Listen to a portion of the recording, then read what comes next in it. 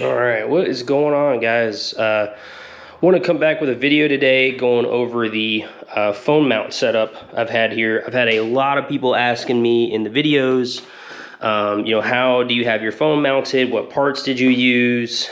Things like that. So this is a pretty frequently asked question I get, and so I figured I'd make a quick video as far as, how did I mount this?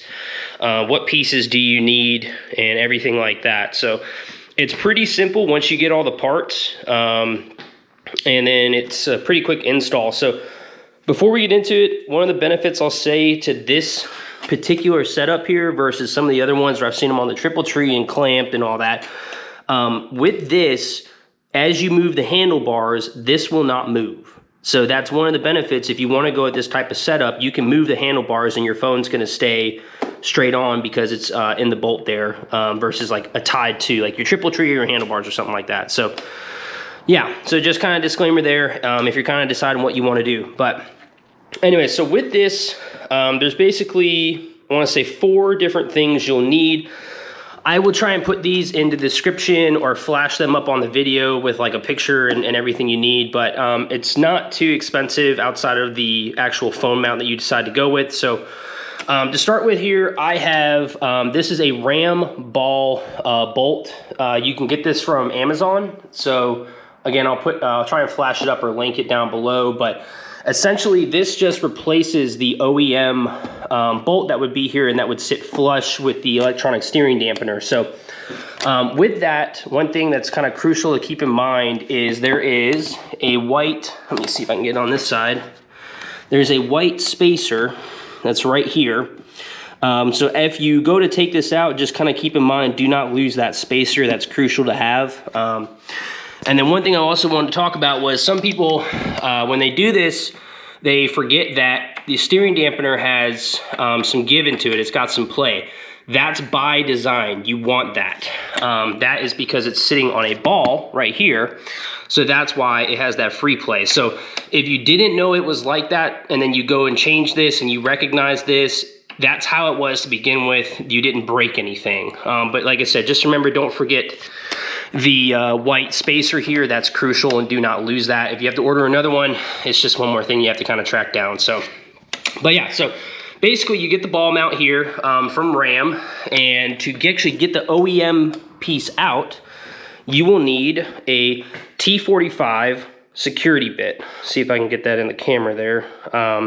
Again, I'll put this up on the screen, or I'll put it down below, but you need a T40 Secuity bit to actually get the OEM bolt out of there. So just know that that's going to fight you a little bit. It's in there pretty tight, and it's not really supposed to come out all the time. So just kind of be aware when you go to do this. You'll definitely need to kind of give it a little bit of elbow grease to get it out. But this is what you'll need, and I've got a setup here where I can just block it into a socket and just kind of crank it out. So just be aware of that when you go to do it. You do need this to get it out, and it will give you a little bit of trouble, but not too much once you get it going. And then the one thing I'll recommend is once that's out, and then you basically put it in, the OEM's out, and you put in the new one. The one from Amazon comes with 3 different lengths of the bolts. I think it's been a while, but I'm pretty sure the one I went with, this is the longest of the 3. So that's just know that I'm pretty sure that's the one you'll need to use. When you go to put it back in, I'd recommend getting yourself some thread lock. I usually just kind of keep the orange thread lock, 1 or 2 of them sitting around. You can also use blue. I really wouldn't recommend red thread lock just because that's kind of overkill for something like this. That's really what you need for like engine mount bolts. But for stuff like this, you're good with blue or orange thread lock. So once you've got that in and set up here, the next thing you would do is figure out what kind of phone mount do you want. So you have 2 options really. You've got Ram, and then you've got quad lock. I would personally recommend quad lock. I have had Ram. I just think quad lock is a lot more secure. The only, I guess you could say, downside to a quad lock setup is, again, you do need to have the phone case, which comes with this if you order this, but it's something that everybody may not want to always have their phone in the quad lock case. I leave mine in it because it's not a big deal to me, but yeah, you may need that, and just know that you know, some people don't really prefer to always have their phone in that case. So with the RAM mount, that's kind of got like the X setup. That's where it kind of does it by tension, and so you could kind of have your phone in whatever case you want. But personal preference, I would recommend the quad lock here, and this has got the vibration dampener on it, which again I'd recommend. It's like an extra 10 or 15 bucks, but it's well worth your money. It'll save your phone and everything from the camera breaking from vibration. But so yeah, so once you've got that, the only other thing I have here is this is actually from RAM. You can order it just by itself online. You may even be able to get this on Amazon too.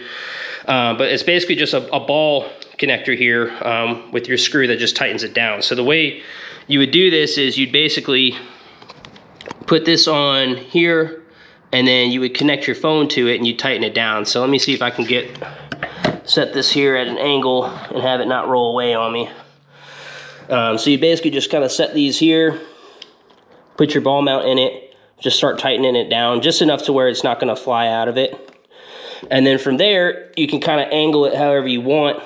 And then once you're kind of good with the angle, you just, again, tighten it down right here. And that's how you would do it. So, again, you know, you would just adjust the angles here to however comfortable you'd want to be with kind of putting it off the bike and thing, and where you want the phone kind of mounted. But that's basically what you would do. And then you would attach your phone here, like you guys have seen in my videos. One question I've gotten asked a lot is, has this ever hit your tank? Has this ever fallen down?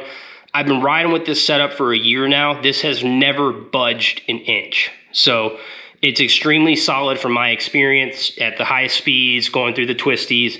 Once you kind of get this tightened up here, I have personally never had it move. So just know it's very secure if you're ever worried about that. But yeah, so that's basically how you do it. Then you just kind of attach your phone there, and you're good to go. So I'll show you guys from the other side here. You can see it's kind of how it would be. And again, you would just adjust this up and down however you want. But yeah, so that is how you would do that. So like I said, I know I've had a lot of questions about how I have this phone mount set up here. So figured I'd make a video for it. Like I said, I'll put everything down below, but just to kind of recap again what you would need. You need the RAM bolt from Amazon, the T40 Secuity bit, which you can get from Lowe's. If they don't have it in stock, sometimes you have to order it online. You can pick it up from the store. Then the RAM kind of connector here for the balls. And then again, I'd recommend running a quad lock for your actual phone. But if you don't want to use a quad lock, you can use a RAM, and it'll be the same thing. It'll just be like the X tension setup there, and you'll be good to go. And again, use thread lock when you're locking it back down, or tighten the bolt back down. So yeah, hope you guys enjoyed the video. If you have any other questions or anything about it, let me know down below in the comments, and I'm happy to answer what I can. So hope you guys enjoyed the video, and I'll catch you on the next one.